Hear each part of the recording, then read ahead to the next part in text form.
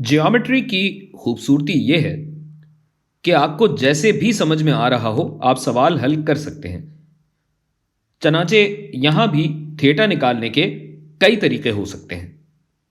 ये थीटा देखकर डरिएगा मत। ये बस इस एंगल को हमने एक नाम दिया है, जैसे एक्स, वाई, ए या बी। तो भाई एक तरीका तो ये है कि हम इस वाले मुसल्लस को देखें जहां पे 32 प्लस 90 प्लस ये angle x, 32 plus 90 plus x बराबर हो 180 के। तो x क्या निकलेगा भाई? x निकलेगा 58, 58। तो अगर ये 58 है और आपको ये बताया गया है कि ये पूरा 90 डिग्रीज है, तो 58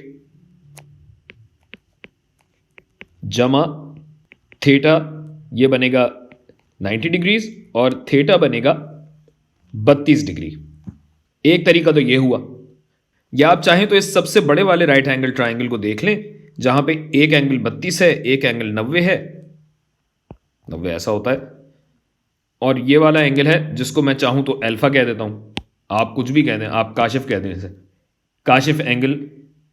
अब इस तरीके से काशिफ एंगल जितना आएगा उसको आप, अब जितना आपका ये काशिफ एंगल आएगा उसके हिसाब से आप ये एंगल निकाल लें, फिर ये एंगल, और मतलब जैसे भी चाहें आप कर लें। आपको इजाजत है। खुदा हाफिज।